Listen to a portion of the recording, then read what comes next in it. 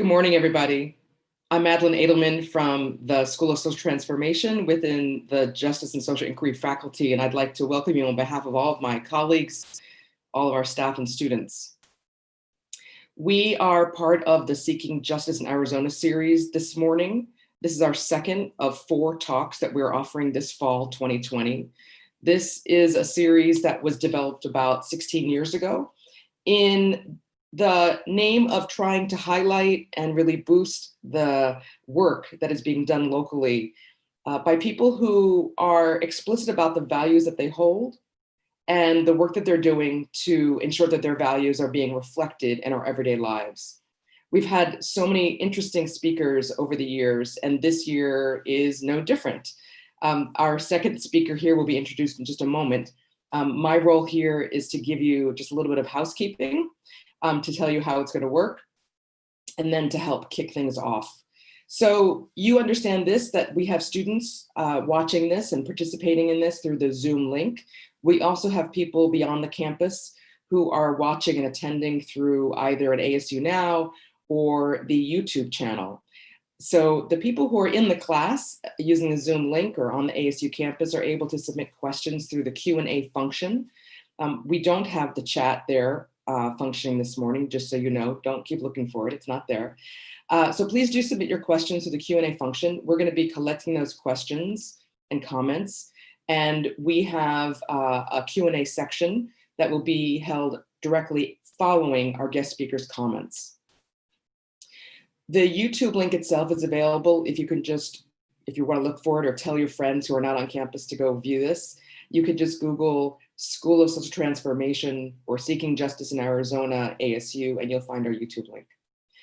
In addition to our distinguished guest speaker, we have 2 Justice Studies faculty members joining us this morning. Professor Nancy Jurek, whose scholarly expertise centers on economic justice, will introduce our guest speaker in a moment and then facilitate the Q&A following her comments.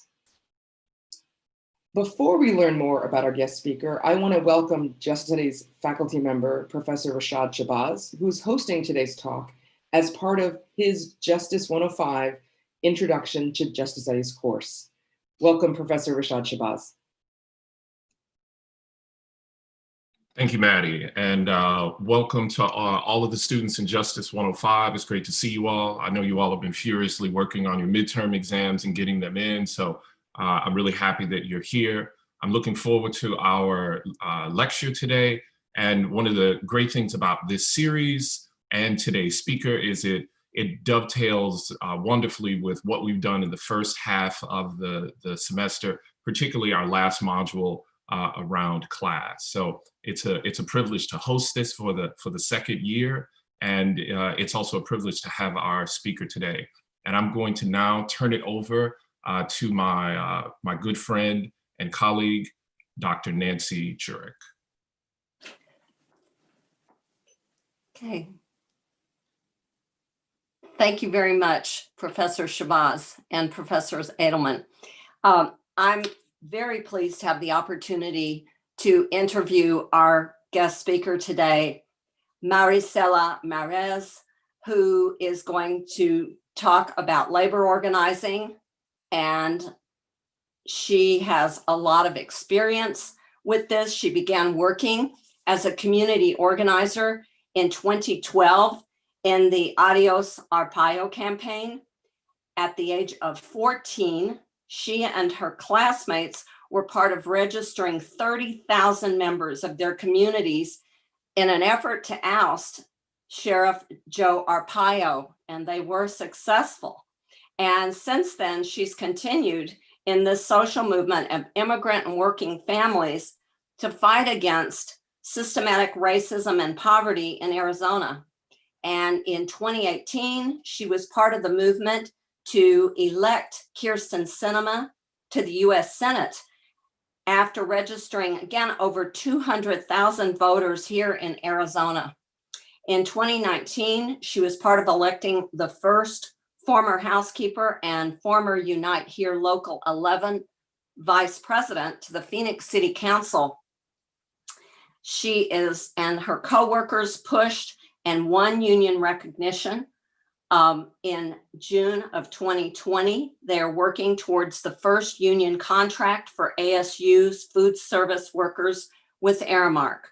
She is currently working towards flipping the state of Arizona to unseat President Trump in the 2020 upcoming presidential election and to get Mark Kelly elected to the US Senate. So I'm pleased to introduce Marisela Mares. Hi, good morning. Thank you for that introduction. I just wanted to say first, thank you to everyone with the School of Social Transformation for hosting this talk and for inviting me to speak today. I feel very honored. And so I'm going to share my screen here to pull up my presentation. And I hope that's working for everyone. So yeah, my name is Marisela Mares. My pronouns are she, her, hers, ella. I'm currently a volunteer organizer with Unite Here Local 11. And yeah, I've been organizing over the past 8 years in different political and labor campaigns here in my home state of Arizona. And I want to share my story today because I really feel that my growth as an organizer and as a young woman coincides with the various intersections of the labor movement and the modern history of our front in the labor movement, really. And I hope that with today, I'm able to give you a deeper understanding of the ongoing battle for a fair and just Arizona, and to inspire all of you to seek your own stories and to be able to share those, because in our movement, story sharing is so important to inspire folks and to keep the movement going and alive. And so to give a little background about my life, that's me with my mom in 1998. And so I was born in Phoenix, Arizona. My parents migrated here in the 80s from Chihuahua, Mexico. And from a young age, I saw how hard my parents worked, and despite all of that, there was always this sense of unwelcoming that this country wasn't made for us to be successful. And really my introduction to politics and to social justice was my father. He was always going on about, President Bush and Sheriff Joe Arpaio, and really the injustices that they were doing to our community as immigrants and as working people. My father was a proud member of the Operating Engineers Union, Local 428. And so with that context, I grew up, really understanding that the system was different for us, and that, we weren't meant to have successful, American dream lives, really, because of where we came from and, the type of work that we had to do. And so growing up, I was so inspired by President Obama running for office in 2008. And I think I really gravitated to his platform of pushing for hope, and giving working class folks like my family, hope that there is a better future, especially after how hard we were hit with the recession. But meanwhile, in Arizona, where I grew up, there was an incitement of fear, and despair. This is our governor at the time, Jan Brewer, in 2010, excuse me, as she signed SB 1070, which is commonly known as the Show Me Your Papers law, and they were actively seeking to deport as many people as our law enforcement could. And, even at a young age, I understood that this was a direct attack on my community. I'm so blessed and thankful that my parents were able to secure citizenship before this all went down. But my extended family that lived here in Arizona and Casa Grande and, other parts of Phoenix, they didn't have that fortune, and unfortunately they had to leave either back to Mexico or to Texas. And so it was far and few between that I would get to see any of my cousins or even my grandmother and grandfather. Um, and so, you know, I felt that there was no hope really, that our government here locally was going to do as they pleased to push us aside and, to get as much as they could out of us while they had all the winnings in the end. And I think a lot of that started to change for me personally in 2012. I had just started high school. There was a brand new world, and I was invited to become a part of Adios Arpaio by one of my classmates. And, at first I was like, oh yeah, I know who Arpaio is. He's really a monster in my community. And so, it seemed like a lot of fun at the time. Every day my classmates and I would go out and register people to vote. We would blast the parking lots of Walmarts and food cities, rancho markets, and just go out into the community and find anyone and everyone who could vote, and get them registered and inspire them to, really understand what is at stake for our community. And one funny moment was we were at a Pride festival, and this is me back in 2012, a baby. And, I walked up to a random group, and I actually met the person who was running against Sheriff Joe Arpaio. That was Paul Penzone at the time, who's our current sheriff, thankfully. And I had tried registering him to vote like a total nerd. But yeah, I think that movement was so inspiring for me. And we actually registered over 30,000 people to vote. Collectively, it was multiple organizations working on this. But it ultimately culminated in the election being pretty fraudulent, I would say. Hundreds of thousands of votes went uncounted, and what a coincidence that a lot of those ballots came from, the south and west side of Phoenix. A lot of the last names on those ballots were, of Spanish origin. And so, at the time I felt kind of disillusioned, like, it was like we did all this work and, we played by the rules, and still the system is trying to keep us down, that there's no way to win. But I think at that time, the people that were running that show, the program, the campaign, were a part of a local union here in Arizona called Local 631, Unite Here. And it was a hospitality union. We represent hotel workers and food service workers, people that handle food and take care of you at hotels. Anything to do with service or food, we represent those folks, because oftentimes those are the voices that are least heard, especially in our society. But, this was a candlelight vigil that we held in front of the county recorder's office. And, we kind of collectively gathered just to show support that, the ballots that weren't being counted deserve to be counted. Those communities deserve to be heard.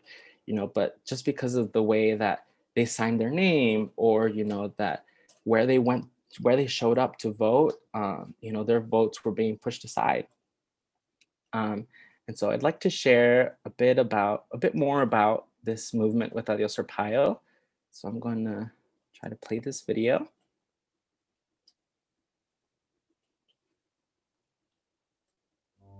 Okay. Can people hear that?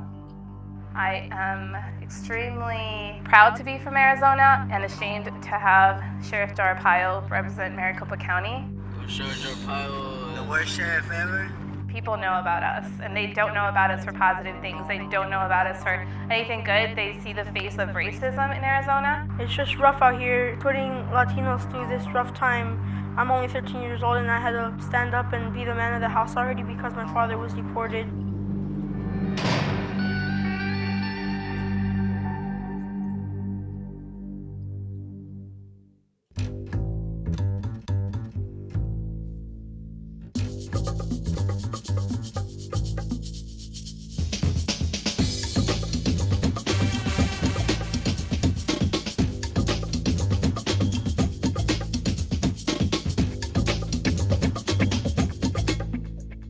Well, the Adios Arpaio campaign was #1 about transforming the political culture of Arizona. And in Arizona, traditionally, Latino folks have not voted and working people have not had a real say in politics in Arizona.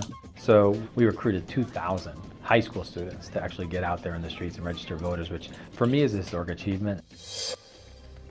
Secondary goal, of course, was to get rid of Sheriff Joe Arpaio, really a scourge to our community. He is a symbol for the attack on working people and particularly on Latino people in Arizona, and that it's time really to push back in a real way against that attack.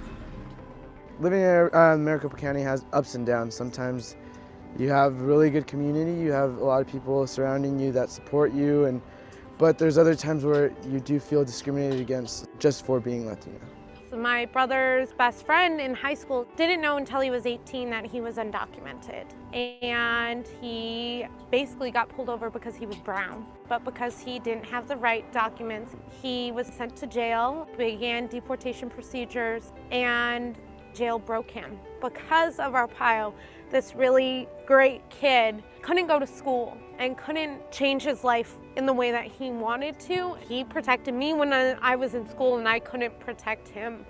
And so this is like my way of trying to give back. Getting rid of Arpaio means I'm taking one step towards making my community that's been decimated by him stronger again and whole again, and my neighborhood's full of kids and not empty anymore.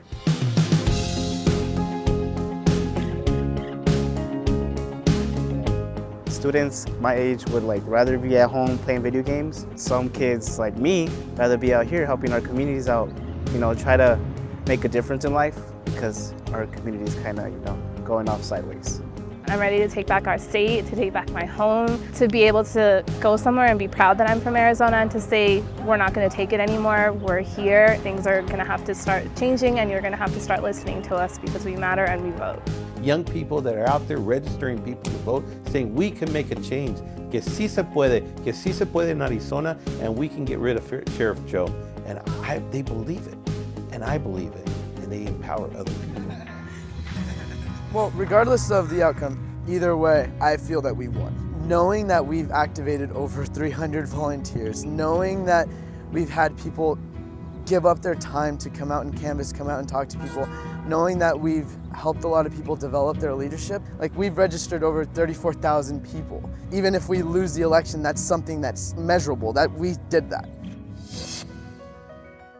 According to the best sources that I have, there are 100,000 provisional ballots that need to be counted. What we've heard though is that there are also 200,000 ballots that were mailed in that have not yet been counted. There are 100,000 ballots that were dropped off at the polls. And then another 80,000 ballots that were cast, but that the machine could not read. And it looks as if as many as 40% of the ballots were not yet counted. It's been an amazing experience, which really is, it's just a shame that it ends in this fashion with so many votes yet to be counted and such an anticlimax for all these folks that thought they were playing by the rules. And now to see that the rules are different or that the rules have changed is really, it's problematic and it's disappointing. I don't think that this result is going to make people any less likely to fight. I think if anything, we're going to keep moving forward. So for me, that's really the silver lining, is that we continue to build organization here in Arizona. I think we're doing a really good job of building a new movement of young people, Latino people, and working people that will transform the United States over time.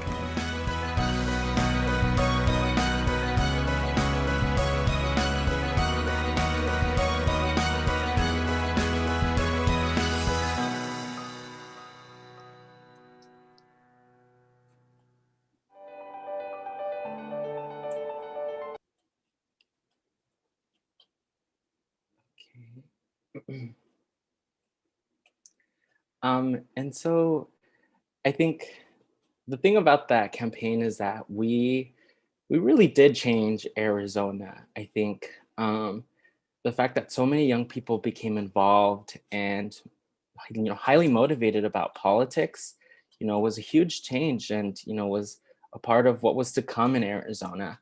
And even the voter suppression tactics changed after this campaign. We were out there actively collecting ballots, and helping people that didn't have access to turn in their ballots or didn't know how to vote. We were helping those folks out, and coincidentally, right, after that campaign, and a few years later, we see that Arizona makes it illegal to, touch another person's ballot, to turn it in for them. And so I think, with this campaign, we push that fear back onto the people that were trying to keep us down, and we're trying to, silence our community. They were terrified at the power that we were building, and they had every right to be.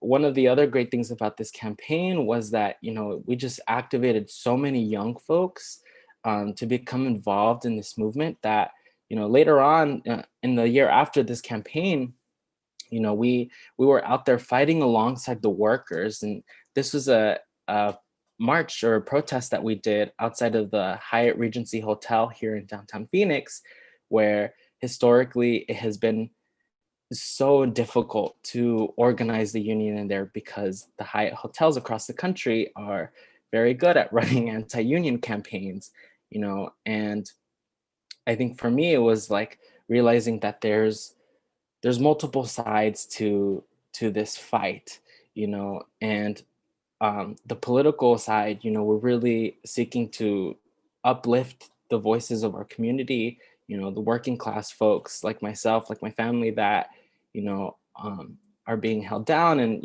having to deal with the systemic racism and, economic injustices, that also is inside the workplace. In labor organizing, we often talk a lot about, fighting the boss, right? And it was kind of realizing that the boss is more than just who our manager is, who our supervisors are, who owns these hotels and food service places. It's also the Sheriff Joes of this country, the Jan Brewers, the President Trumps, disgustingly, right? And so, it was very inspiring to be able to continue this fight with alongside the workers, and I was introduced to a lot of different campaigns that were happening all around the same time. These were some from the Phoenix Sky Harbor Airport. ISS is the service company that does a lot of the maintenance and utility work in the airport. They basically clean up the airport, and they are, we're fighting for a union. And it's the same for Walmart workers up here with the Stand Up, Live Better for Respect. That was our Walmart campaign, and Walmart's also are notorious for, shutting down anytime they hear about the word union. They don't want their workers to unionize. They're such a big employer, but they pay their workers poorly. There's so much disrespect, and I think one of the most outstanding stories from that movement was a woman who was working at a Walmart, I want to say in Louisiana, who was working while pregnant, and she had a doctor's note to have accommodated work that is easier for her body, but still her managers pushed her way over her edge, and unfortunately she had a miscarriage. And those are some of the ways that the boss and capitalism takes away from our lives, right? And they really push us down to suffer. And for me personally, like of this whole era, it was inspiring to see that fight in other people and to see that fight in my community. And I think one of the unintentional consequences of this was that for the first time in my life, I was surrounded by so many different people and people who had such different stories that, I started thinking more about mine and who I was. And what's crazy is that was the first time that I had come out to my family and, really talked about what it was like to be queer. And excuse me, I'd come out to my friends, not my family at that time. And I was exploring the different ways that it meant to be queer. And, while I didn't have a good grasp of my gender identity at the time, I really started to develop what, my sexuality and what it meant to be gay at the time. And so I continued that union work, fighting in solidarity with workers up into 2015. And I think this campaign was probably one of the most memorable of my years volunteering and working in high school. This was for the Tempe Mission Palms, right there in Tempe, kind of across the street, across the way from Arizona State University, our Tempe campus. And so you can see here the protesters that are sitting actually on Mill Avenue. Like we shut down Mill Ave, to fight for these workers and their right to have a collective bargaining agreement. And so we termed the hotel Hotel of Horrors, the Tempe Mission Palms, because there was just so many stories of, these women, especially in the housekeeping department that you can see on the lower left side, just how this company was using their bodies to the point of exhaustion, really, and I think that's kind of a universal story of us as working folks. We see our elders, our moms, tias, tios, tatas, just kind of being worked to the point of death. There's really it just becomes so much to bear to have to provide for our families because we're paid so poorly and we gain so little that eventually our bodies just kind of give out and we can't work anymore. But I think this campaign was especially inspiring for me because I realized that I wanted to keep going in the fight with economic justice and fighting for the workers, especially with this union. At that time we were a bit of a smaller union. We were still local 631. That was just for Arizona, and we only represented a couple hotels here in Phoenix and the airport. And this was the first time that we had organized outside of Phoenix, and were able to win justice for these workers in Tempe. And so thankfully now they have a union, right? And they have their contract and union representation. But just seeing their fight and their drive was what really made me decide that I wanted to keep going in this, despite all the obstacles in my way, in our way, really. And this is also in Tempe. This was the Fight for 15 movement that was happening around 2015. And we marched all the way up to a McDonald's right there off of Rural, I think, right next to the Tempe campus. And I just remember surrounding the McDonald's and everyone inside was freaking out. The managers had locked us out. But really, like when we see food service companies like McDonald's, right? Like we were saying earlier, Walmart and different hotels like Hyatt, they don't want to give their people a living wage. And that's what this movement was really about, was a living wage, right? So that we're not working our bodies to the point of exhaustion, that, we're able to save up and, really live full lives. And of course, in 2016, we had Arpaio Part 2.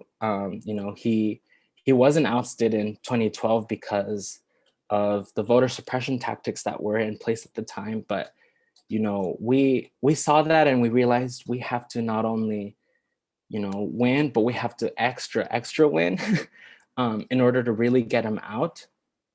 And so in Arizona, we were able to get him out, right? But unfortunately, Arizona did vote for Donald Trump in 2016. And, I remember it being just very disheartening, like another loss, right?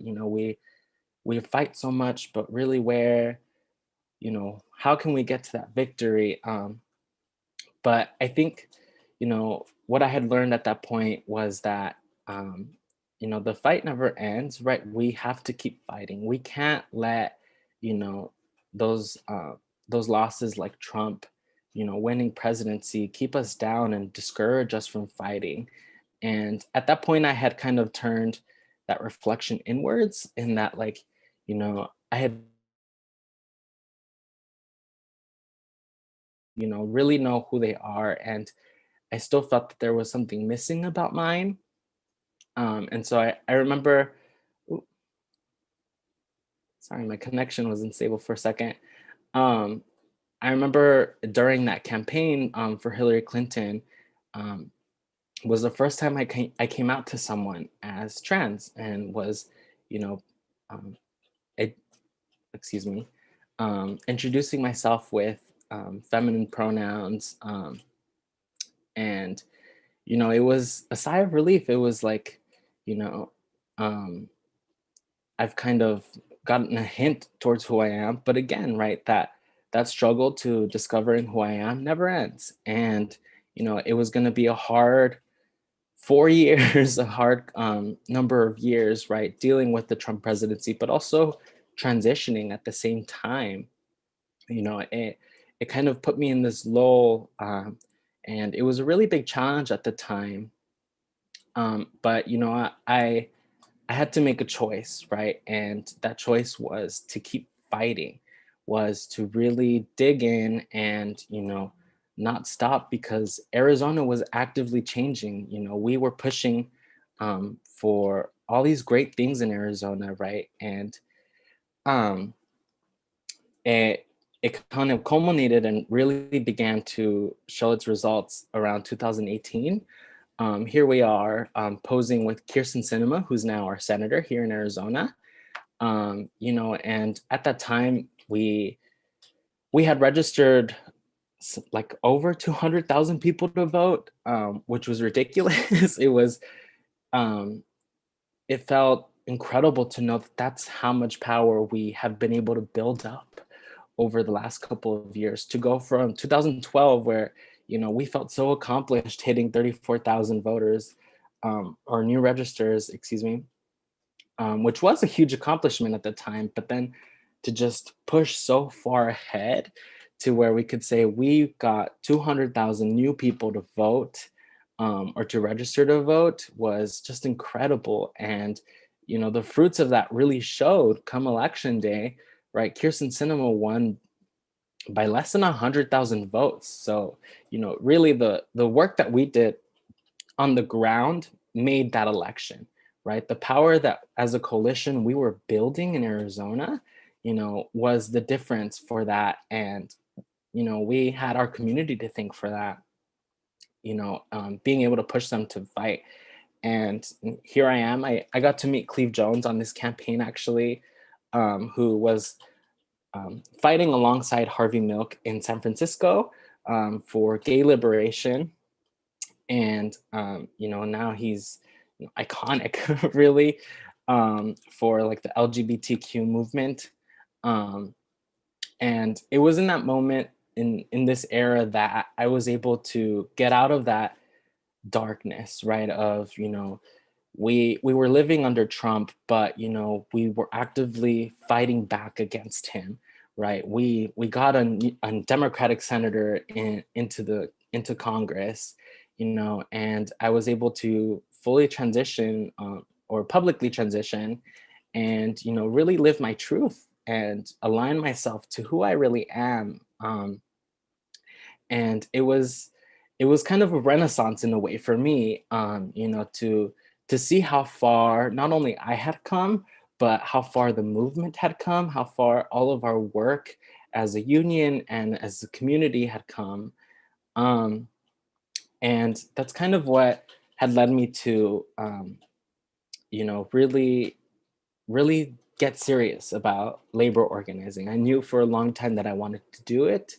And after a couple failed attempts, I finally, you know, I found myself working at ASU with Aramark, who's a food service company. So if you've ever been on the ASU campus, you know, you shopped at a pod or you went to a dining hall, all of those food service shops are ran by Aramark, who is an international company. They own a lot of different shops, as we call them, across the country, and I think even in Canada. Um, and what's amazing about that, is that we were able to get what's called a card check agreement. And so there's a couple ways that you could win a union. The first is having an election with the NLRB board, and that's a little bit risky for the union side, because basically each worker gets an anonymous vote.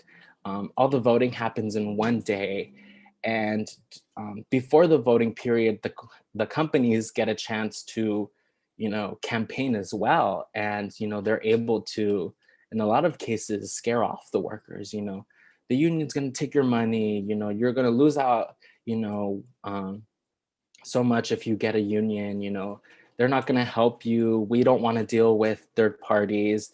And I'm not saying that about Aramark specifically, but of like companies in general in this country, right? They will run really harsh anti-union campaigns, and it makes it really hard to win those types of elections. But luckily, what we had here was a card check agreement where, you know, Aramark across the country has a lot of union agreements as is.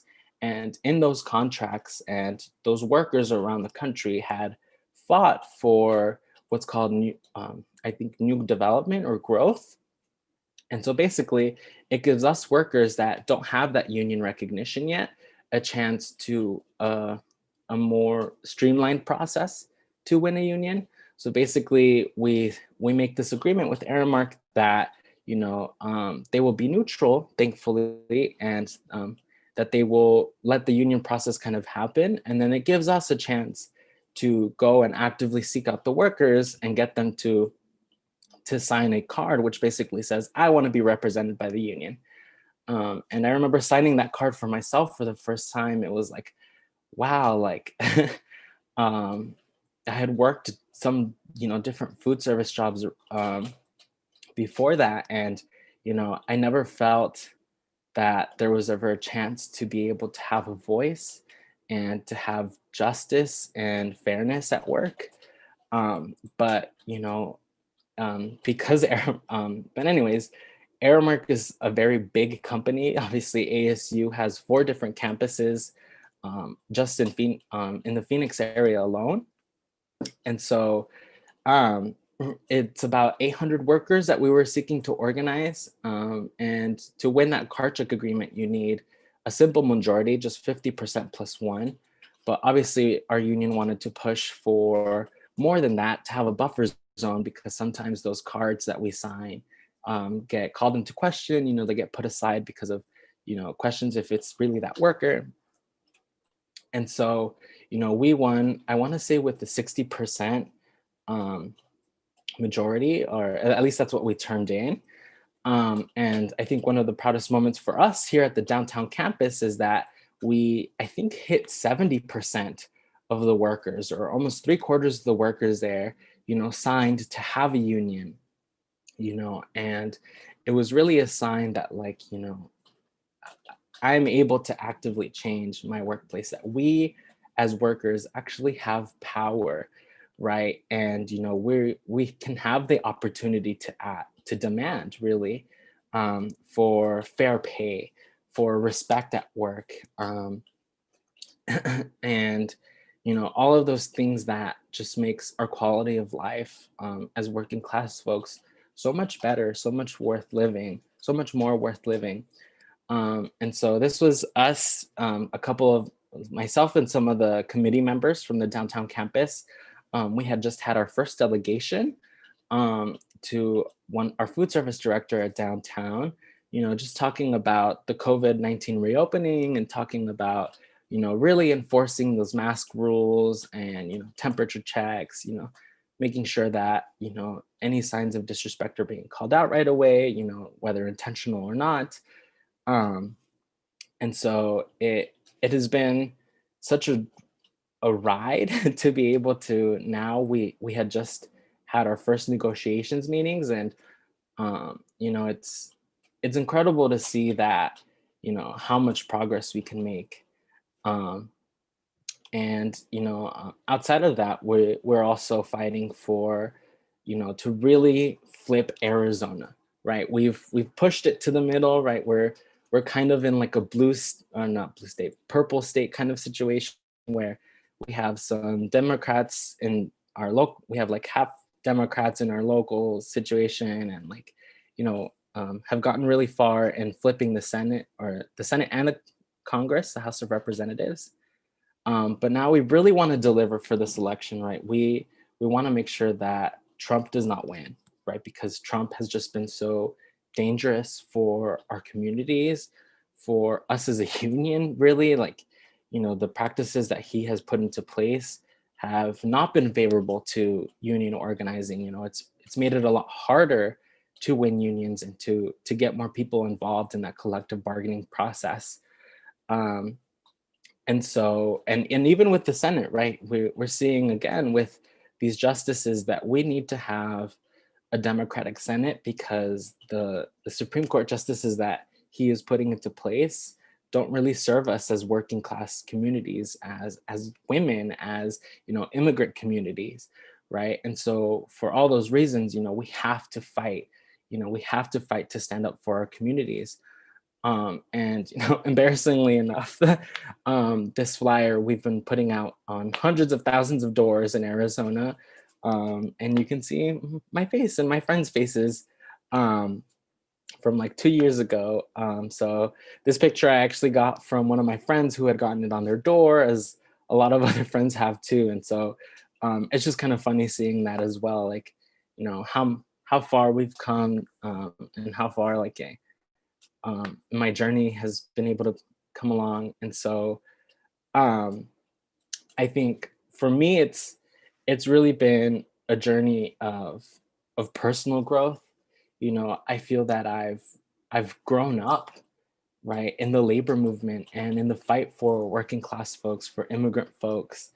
And, you know, in that growth in myself, you know, I've been able to see this growth in the movement, you know, and Arizona is not the same as it was, you know, 10 years ago in 2010 when SB 1070, you know, was signed. Although a lot of that sentiment sometimes is still there, and especially in some of the other residents in Arizona, you know, we have really fought back, and we have taken back a lot of that power. And I think for me, I'm so grateful that some of that power I've been able to bring into myself, and to further align myself with, you know, my personal identity and with who I am. And you know, I'm so grateful for this journey. You know, and like I said earlier, the fight never stops, right? We have to keep pushing, and there's a month left of this election, less really. And I think what's really cool about Arizona's elections is that, you know, GOTV, or Get Out the Vote, doesn't start, you know, the weekend before election day. It doesn't start on election day. It starts a month before. You know, ballots dropped yesterday, and, you know, every Arizonan who signs up for the permanent early voting list has the right and the opportunity to vote right now. And we are going to make sure that we can get as many of those in as possible so that we can secure this victory for ourselves. And so I actually have another little video for that. It's kind of hard to see.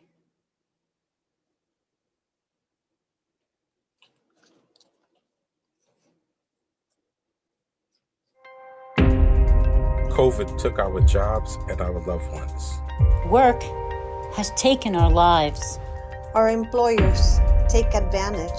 Trump takes and takes and takes. And we can't breathe. It's time to take it back. We are united here, and nothing's been given to us. We had to take what we deserve. And now we need to take back what's ours. Take back our power. Take back our future. Take back the boat. Take back our health. Take back our money. Take back our country. Take back our lives. Together, we can take back 2020. Are you with us? Yeah, and I just love the videos that our union communications team puts on. They do a really good job. Every time I watch something like that, I just feel so inspired and like pumped up, like, let's go knock on some doors or something. Let's go talk to some voters or some workers, I mean. And so I think I am done with my presentation. So I will turn it back to Nancy. And here's my contact information for anyone that is willing to sign up to volunteer, or you know, even we have paid canvassing positions available for folks. And so it's super secure right now. We have completely, you know, overhauled our campaign to make it COVID compliant. We want to make sure that everyone that, has the opportunity to work with us and, is able to be involved with our movement is safe, and that their families are safe. So, we do provide, a lot of PPE and a lot of training on how to stay safe. So this is my contact information. If folks want to sign up to volunteer or work, it's only a month left. But it's a really great opportunity to, get that hands-on experience and, to be able to say that, you were part of the change, right? You didn't just sit on the sidelines while all of this was happening around us. And, any way that you're able to get involved, whether that's remotely with their phone bank or even in person talking to voters, I think would be a really great opportunity. So I'll leave that there, but I think I'm mostly done with my presentation. Thank you so much. Your talk comes at a time that I think we all need inspiration and encouragement and some positive news and feel that we can make a difference.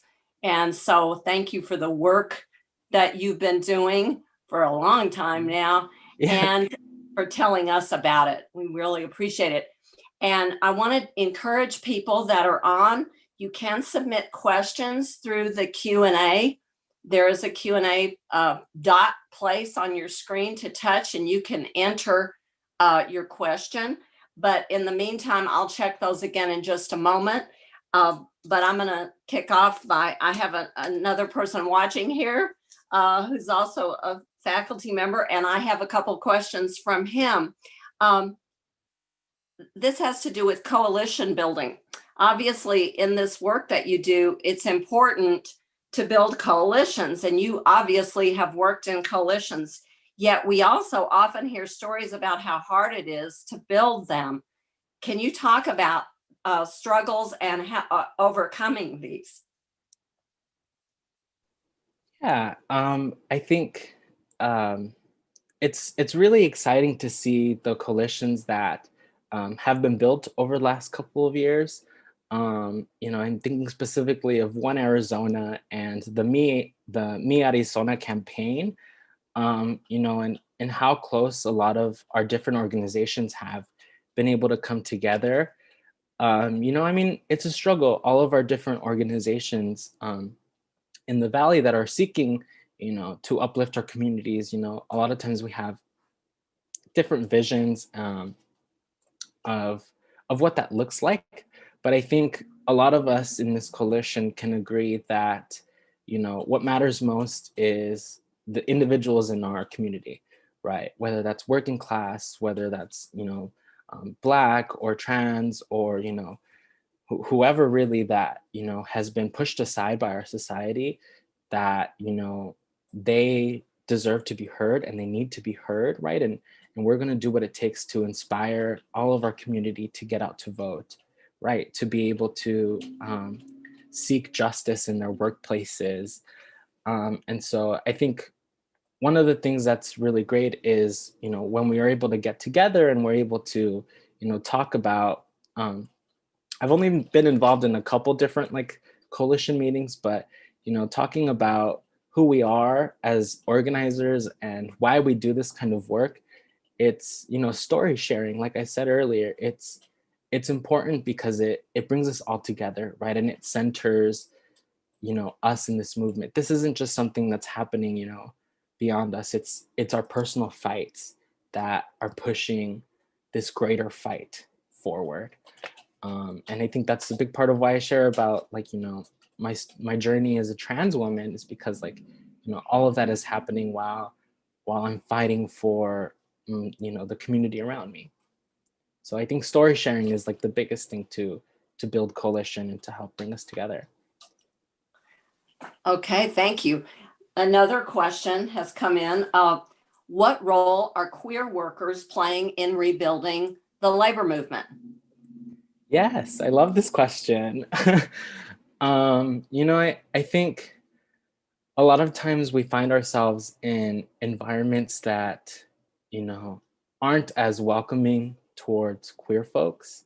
you know? And so, you know, I think from my experiences, sometimes I get, you know, pigeonholed into this, you know, stereotype of what it means to be queer, right? And like, you know, I kind of have to play into those tropes to get along with folks. And I think what's been great about, you know, my experiences with this has been like, you know, breaking out of that shell and breaking out of that, you know, box of like, you know, and really educating the folks around us, right? I think, you know, that, you know, when I'm able to educate, you know, a lot of my older, you know, Hispanic, traditionally Catholic coworkers about my pronouns, right? When I introduce myself to them and I say that my pronouns are she, her, hers, they kind of look at me a certain kind of way, right? But, you know, kind of going into why that's important, and, you know, being able to educate about,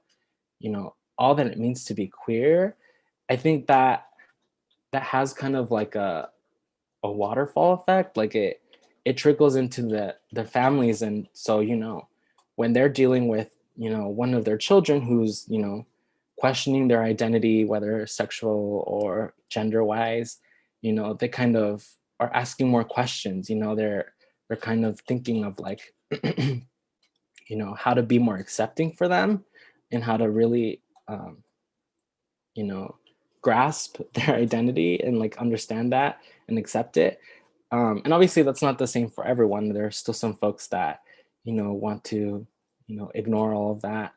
But I think even just those couple of workers that were able to educate, it makes our movement so much more diverse and stronger.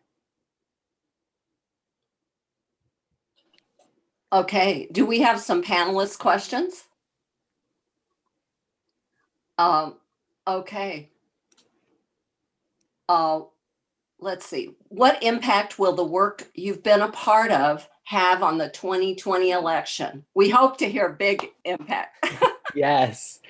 No, yes, of course. I mean, when you look at, right, the 2016 election, I think it was in the Maricopa County in Arizona.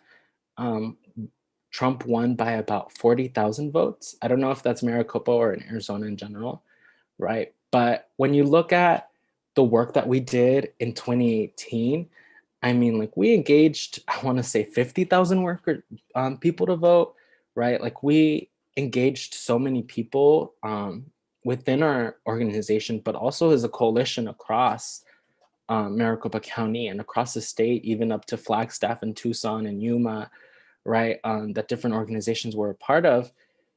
You know, we can bridge that margin, right? It is totally possible with the work that we've built up to this point. And really it just takes, you know, us buckling down and, you know, going out every day, you know, hitting those door goals, hitting those contact goals, right? And, you know, I'm very hopeful that, you know, despite the election outcome, that we could deliver Arizona. We could very possibly be the state that decides this election. And I think after this year, we will have made historic change for sure. Love to hear that. Another question that's come in, how would you describe your leadership style? That's an interesting question. I would say, I love to lead with like inspiration and with story sharing, like I've said before. I'm thinking back of, you know, the months that we spent collecting union signatures at ASU. You know, each worker that I met, whether on my campus or from different campuses, talking about my experiences, right? And really framing it in a way of like, you know, we shouldn't be hopeless. You know, I think in our community we have this mentality of, oh, así son las cosas, right? That's how things are. You know, mija, just put your head down, you know, like you'll get through this. But I think pushing through that and saying, look, this has been my experience, and I understand that, you know, things are bad now, but that doesn't have to be the case, right? And so, you know, I've had these moments of hopelessness and moments of injustice. You're telling me about these things that have happened to you at work. And so this is our way of pushing beyond that and, you know, actually gaining respect and gaining, you know, being able to come together as a union and have collective bargaining rights and push for better at our workplace. Okay, thank you. Another question. You started out at age 14 and you doing all this organizing. And I thought about the high school students and after the Parkland school shooting and how they did all this organizing. And at first it seemed that it was difficult for people to take them seriously. But then at a point when their success began to show, and I think you also were seeing this with your movements, becoming successful, then you began to be seen as a threat. But could you talked about this a little bit, could you say a little bit more about that? Yeah, of course. I mean, I'm thinking like specifically of, I think it was the day after election day in 2012.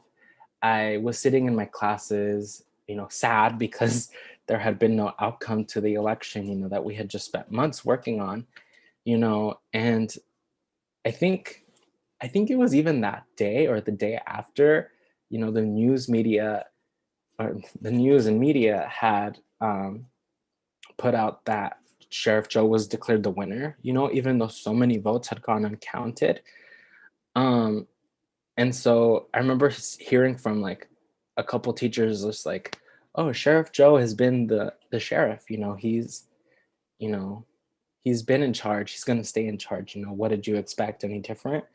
You know, and I think that was kind of the mentality that a lot of different people that had been sort of used to the status quo, you know, no matter how unjust it was, you know, was that like, you know, you are a bunch of high schoolers that were sold like a pipe dream. Like, you know, there's no way that, you know, that you would be able to win something like that. And I think coming back in 2016, I think 2016 was the moment that we really just obliterated any thought of that. I remember CASE, the organization I also work with, and Unite Here, you know, they had helped some students at Trevor Brown High School do a walkout, and they walked out to say that, you know, Trump doesn't represent us. Trump is not our leader. You know, we are going to keep fighting until we get rid of people like him and people like Sheriff Joe, right? And to actually win, you know, even if we couldn't win the national election, to say that here in Arizona, we're not going to stand for the racism and xenophobia that people like Sheriff Joe pushed, you know, it was amazing. And, you know, also just seeing how the tactics had changed over time. You know, when we started out, we were registering people to vote ourselves, you know, because it was so fast paced and we were in different areas where people were busy, like food centers and, you know, even like certain residential areas. You know, we would have to fill it out for them, you know, to help them out, as long as we got their signature that, you know, matched their identity and, you know, their consent and all of that. But they changed that, you know, we couldn't fill that out for them. They individually had to fill out the voter registration. So it was like another little step that we had to be aware of that, you know, made it harder for us to organize. It was the same thing with the ballots. We would do ballot runs where we would collect ballots. In the video you saw where we were at that action in front of the county recorder's office or the county elections office, where we were talking about all the votes that had gone uncounted. You saw stacks of paper. Those were people that we know we got out to vote because we turned in their ballots for them, right? You know, and so they saw that as a threat, right? You know, and I think that's part of what Trump pushes as like voter fraud, right? That like, you know, people are voting fraudulently, right? But it's really how we were able to guide our community to vote, because with that election, the amount of people that we had registered to vote a lot of people hadn't voted before. You know, we specifically target people that traditionally don't vote, that sit out local elections, that you know, don't really know how the process works, or even just young new voters, or recently naturalized citizen voters. And so those were a couple things, right, that the state had done to kind of make it that much harder for us to organize, right, because they really did see us as a threat.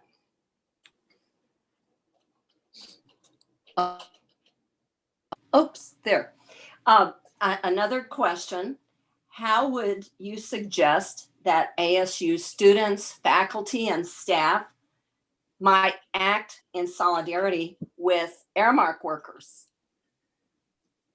Yes, I love that. Right now we're working towards our first contract with ASU, and we're not with ASU, but with Aramark. And so I think one of the biggest things is understanding like how hard it is. Like we're short staffed, right? Like there isn't as much of a demand with our food service work, that less of us are scheduled to work. So I know sometimes I work at the dining hall right now at downtown campus. And so sometimes it can be kind of stressful with the amount of people that come in and how many little of us are working. So I think one of the things that we can do now is just build that understanding between workers and members of the ASU community, that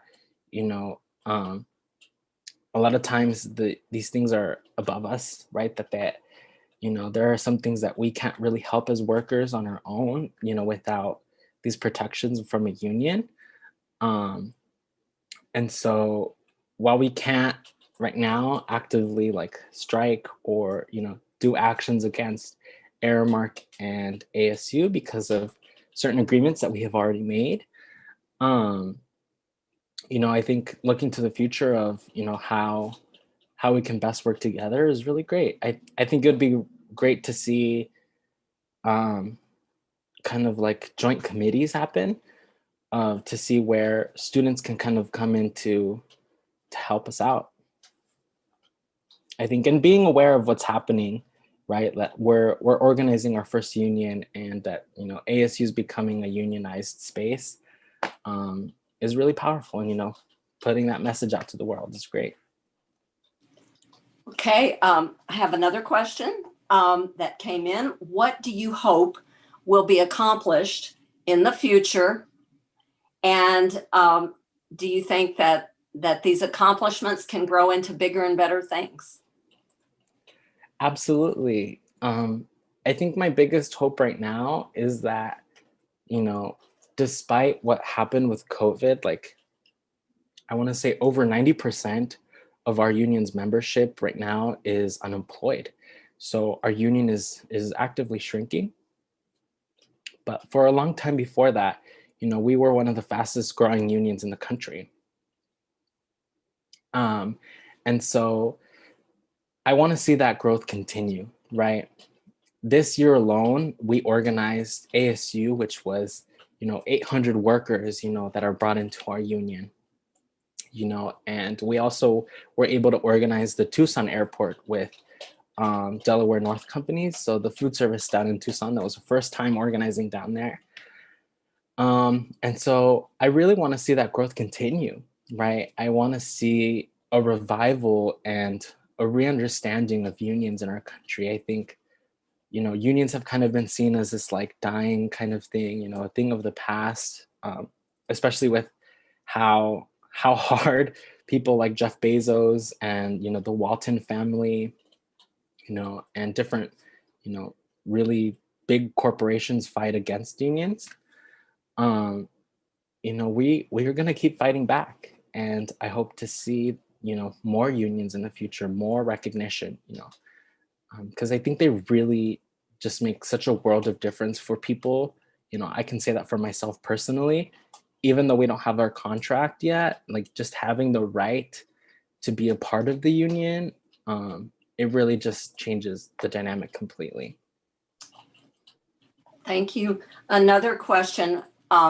Professor Shabazz says in the 105 class, the students have heard a lot about gender, race, and class, but not as much about age. And so could you talk about what that meant to you participating as you did early in your life, and what advice you would have for people, students that are considering community work? Yeah, I think right now one of the biggest challenges is kind of like seeing myself as, having a seat at the table of, knowing how to organize. Like I think I fall into this kind of like imposter syndrome of like, I'm not really an organizer, like I'm just kind of going along with what I'm being told. But I think, looking back, those experiences that I gained at a young age, right? That's still real. Like I was learning how to organize from such a young age. And I think it's possible, it doesn't matter what age you start, and I think organizing is accessible to everyone. I really do think that anyone can organize.